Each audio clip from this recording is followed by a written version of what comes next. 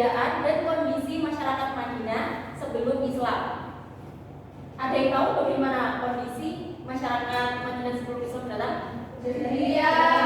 Betul. Nah, jadi hari ini kita akan membahas lebih lanjut ya tentang kebudayaan dan kondisi masyarakat Madinah sebelum Islam. Jadi tujuan pembelajaran kita hari ini yaitu mampu memahami kebudayaan dan kondisi masyarakat Madinah sebelum Islam dengan benar dan juga dapat menentukan kebudayaan dan kondisi masyarakat Madinah sebelum Islam dengan tepat.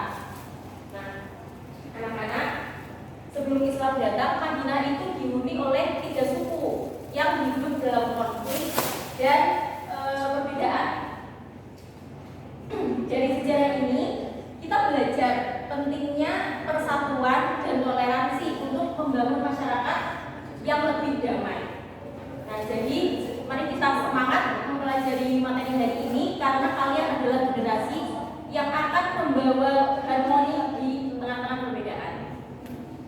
Nah, tadi kan Ibu sudah bertanya bagaimana keadaan dan kondisi masyarakat Madinah sebelum Islam datang. Jadi Madinah itu dulunya bernama, dulunya bernama apa? Yasrib. Bernama Yasrib. Jadi dulu orang yang pertama tinggal di sini bernama Yasrib bin Qais. Makanya kenapa bernama Yasrib karena tadi apa? Karena yang pertama kali tinggal di situ bernama Yasrib bin Qais. Nah, komposisi penduduk dari Yasrib ini itu lebih cenderung heterogen daripada penduduk Madinah yang homogen. Jadi dulunya kalau Madinah kan menyembah berhala mayoritasnya. Nah, kalau yang di Madinah ini bervariasi banyak. Contohnya seperti kaum Yahudi. Kaum Yahudi itu menganut kepercayaan Samawi dan ada yang Nasrani juga. Jadi lebih bermacam-macam. Nah, masyarakatnya itu masyarakat Yasrib ini dikelompokkan menjadi 3. Ada yang tahu apa aja? Ada yang tahu? Yang pertama ada suku Aus dan Khazraj. Nah, mereka ini aslinya adalah suku dari Yaman yang kemudian bermigrasi ke Yasrib. Setelah mereka ini datang ke Yasrib, mereka ini memiliki hubungan yang baik dengan kaum Yahudi yang sudah terlebih dahulu meninggali Yasrib. Mereka awalnya beraliansi, yaitu terutama di bagian perdagangan dan pertanian.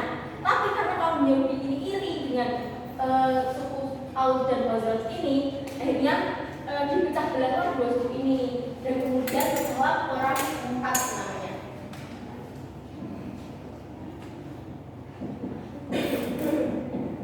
Yang kemudian dimenangkan oleh suku Aus. Tapi kemudian 2 suku ini menyadari bahwa yang mereka cari sebenarnya adalah perdamaian. Jadi saat Rasulullah sampai di Madinah, mereka memeluk Islam karena mereka sadar bahwa Islam itu membawa kedamaian. Nah, kemudian mereka dikenal dengan sebutan kaum Ansor atau penolong. Nah, yang kedua ada kaum Yahudi. Mereka sudah lebih lama tinggal di Yasrib ya. Jadi sebelum suku Aus dan Khazraj ini datang, kaum Yahudi ini sudah ada. Nah, mereka ini menguasai sektor ekonomi seperti tadi perdagangan, kemudian pertanian, kemudian perindustrian juga. Nah, di perdagangan ini mereka menerapkan sistem riba, jadi itu tidak baik ya anak-anak. Nah, kemudian kaum Yahudi ini dibagi menjadi beberapa kabilah. Ada 3 kabilah yang terkenal. Yang pertama namanya Bani Quraidah. Terus ada Bani Nadir. Dan terakhir ada Bani Qainuq. Nah, Bani Quraidah ini berpihak pada suku Aus. Kemudian Bani Nadir dan Qainuq ini berpihak pada suku Khazraj. Tapi kemudian mereka iri. Akhirnya mereka nggak jadi bersekutu, malah jadinya mereka memecah belah suku Aus dan Khazraj ini. kemudian yang ketiga, yang terakhir ada kaum musyrik atau kaum musyrikin. Kaum musyrikin ini menjadi minoritas di Yasrib atau Madinah itu. Jadi mereka menganut kepercayaan politeistik. Ada yang tahu? Jadi politeistik itu pokoknya mereka menyembah banyak Tuhan. Jadi nggak mempercayai satu Tuhan saja. Jadi mereka menyembah berbagai dewa, kemudian menyembah berhala juga. Nah, kaum musyrikin ini ada pemimpinnya namanya Abdullah bin Ubay. Tapi setelah Rasulullah sampai ke Yasrib atau Madinah ini, dia merasa bahwa hak dia sebagai pemimpin itu dirampas, jadi merasa turun di bawahnya jadi seorang pemimpin. Jadi Abdullah bin Ubay itu seperti mengibarkan bendera permusuhan kepada Rasulullah. Jadi saat Rasulullah sampai di Yasrib, beliau menghadapi banyak sekali konflik dan juga banyak sekali suku yang berbeda-beda tadi. Nah, setelah Rasulullah sampai di sana, kan Rasulullah disambut oleh saudara-saudara yang sudah memeluk agama Islam dengan sukacita. Kemudian Yasrib diganti namanya menjadi Madinah al-Munawwarah.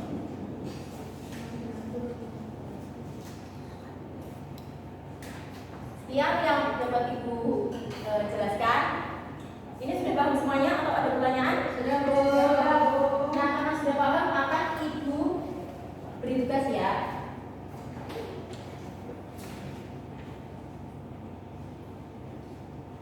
Jadi akan Ibu bagi menjadi 3 kelompok. Ini kelompok 1, yang mana kelompok 2, ini di sini kelompok 3. Nanti akan Ibu bagikan LKPD-nya. Ini kan ada kotak. Kemudian ada pertanyaan dulunya. Nanti pertanyaan dibaca dulu, kemudian jawabannya dicari di kotak ini. Nanti kalau sudah ketemu silakan diberikan. Sudah paham? Nanti kalau ada yang mau ditanyakan, silakan katakan ya.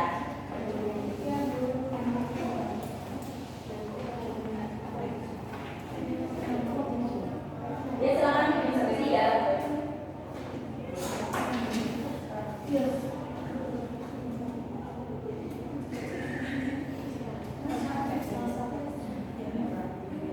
Sudah, Bu.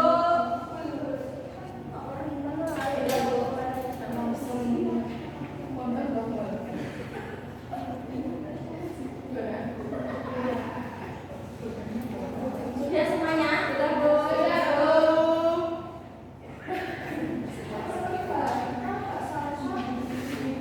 Kelompok 1, silakan dibacakan jawabannya nomor 1 dan 2. Ya, yang pertama pada awalnya kota Madinah bernama Yasrib.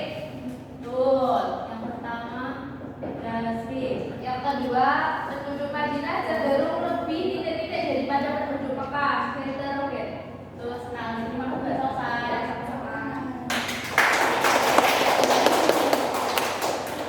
Mbak kelompok 2, ada yang mau menjawab nomor 3 dan 4?